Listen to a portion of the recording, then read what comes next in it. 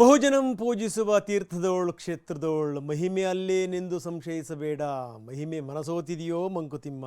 ದೈವ ಅನ್ನುವಂಥದ್ದು ಇದೆಯಲ್ಲ, ಅದು ಯಾರ್ಯಾರಿಗೆ ಯಾವ್ಯಾವ ಸಂದರ್ಭದಲ್ಲಿ ಯಾವ ರೀತಿ ಸ್ಪಷ್ಟ ಸಂದೇಶ ರವಾನಿಸಬೇಕೋ ಅದನ್ನು ರವಾನಿಸಿಯೇ ತೀರುತ್ತೆ. ಅದೇ ಈಗ ಧರ್ಮಸ್ಥಳದಲ್ಲಾಗಿರುವಂಥದ್ದು. ಇನ್ನು ಅನನ್ಯ ಭಟ್ ಕತೆ ಕಟ್ಟಿದಂಥ ಅಜ್ಜಿ ಕಥೆ ನೋಡಿ. ನಾನು ಹೇಳಿದ್ದೆಲ್ಲವೂ ಸುಳ್ಳು, ದಯವಿಟ್ಟು ನನ್ನ ಬಿಟ್ಟು ಬಿಡಿ ಅಂತ SIT ಎದುರುಗಡೆಗೆ ಗೋಳಾಡಿದೆ ಈ ಅಜ್ಜಿ. ಏನಿದು ಕಥೆ, ಬನ್ನಿ ನೋಡೋಣ.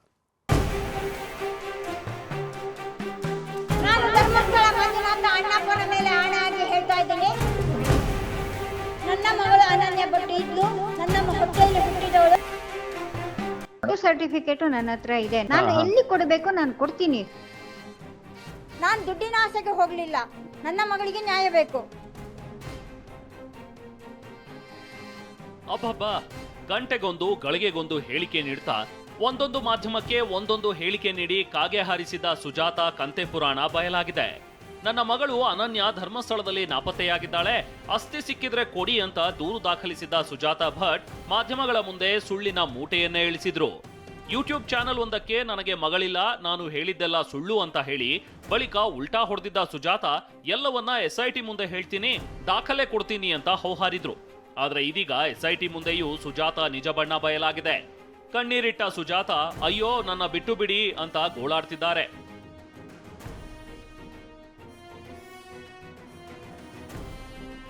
ಕಟ್ಟು ಕಥೆ ಕಟ್ಟಿದ್ದ ಸುಜಾತ ಭಟ್ SIT ಮುಂದೆ ತಬ್ಬಿಬ್ಬು. ತಪ್ಪಾಯ್ತು, ಬಿಟ್ಟು ಬಿಡಿ, ನಾನು ಹೇಳಿದ್ದೆಲ್ಲ ಸುಳ್ಳು ಎಂದ ಸುಜಾತ. ಅತ್ತ ಧರ್ಮಸ್ಥಳದಲ್ಲಿ ಮಾಸ್ಕ್ ಮ್ಯಾನ್ ಗುಂಡಿ ಅಗಿಸ್ತಾ ಇದ್ರೆ, ಇತ್ತ ಸುಜಾತ ಭಟ್ರಿಂದ ಅನನ್ಯ ಎಂಬ ಮಗಳ ಪಾತ್ರ ಸೃಷ್ಟಿಯಾಗಿ ನಾಟಕ ಕಂಪನಿ ಓಪನ್ ಆಗಿತ್ತು. ಈ ಪ್ರಕರಣ ಕೈಗೆತ್ತಿಕೊಂಡಿದ್ದ SIT ಸುಜಾತಾಗೆ ನೋಟಿಸ್ ಕೊಟ್ಟಿತ್ತು.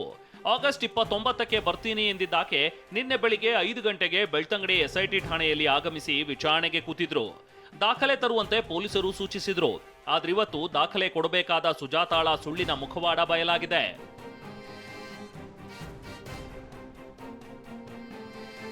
SIT ಪ್ರಶ್ನೆಗೆ ಸುಜಾತ ಕಕ್ಕಾಬಿಕ್ಕಿ, ದೂರು ವಾಪಸ್.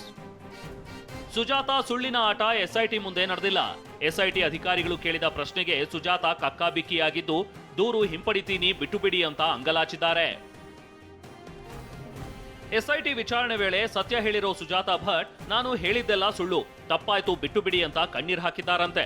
SIT ಅಧಿಕಾರಿಗಳ ಮುಂದೆ ಕಣ್ಣೀರು ಹಾಕಿ ಸುಜಾತ ದೂರು ವಾಪಸ್ ಪಡೆದುಕೊಳ್ತೀನಿ ಎಂದ್ರಂತೆ. ಆದ್ರೆ ಸುಜಾತ ಭಟ್ ಹೇಳಿಕೆ ಸಮ್ಮತಿಸದ ಅಧಿಕಾರಿಗಳು ವಿಚಾರಣೆ ಮುಂದುವರಿಸಿದಾಗ ಸ್ಫೋಟಕ ವಿಚಾರ ಬಯಲಾಗಿದೆ. ಸುಳ್ಳು ಹೇಳಿದ್ದರ ಹಿಂದಿರುವವರ ಹೆಸರನ್ನ ಸುಜಾತ ಬಾಯ್ಬಿಟ್ಟಿದ್ದು ಸೂತ್ರಧಾರಿಗಳಿಗೆ ಸಂಕಷ್ಟ ಶುರುವಾಗಿದೆ.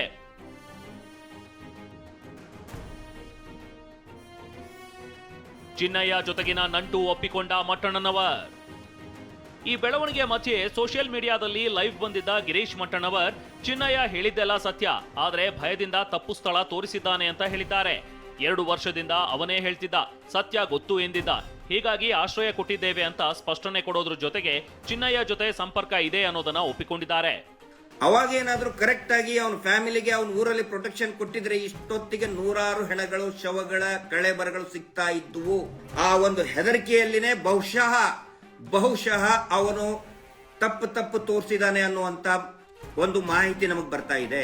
ಆ ಅನಾಮಿಕ ವ್ಯಕ್ತಿ ಯಾವಾಗ SIT ಸುಪರ್ದಿಗೆ ಬಂದಿದ್ದಾನೆ ಅವಾಗ ಅಧಿಕೃತವಾಗಿ ಮಹೇಶ್ ಶೆಟ್ಟಿ ತಿಮರೋಡಿ ಅವರ ಮನೆಯಲ್ಲಿನೇ ಇರ್ತೀನಿ ಅಂತ ಆ ವ್ಯಕ್ತಿನೇ ಹೇಳಿದ್ದು.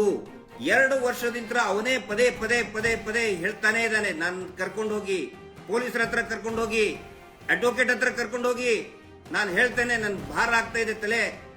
ಅದ್ರ ಸಲುವಾಗಿ ಮಹೇಶ್ ಶೆಟ್ಟಿ ತಿಮರೋಡಿ ಅವರು ಅವನಿಗೆ ಆಶ್ರಯ ಕೊಟ್ಟಿದ್ರಿ.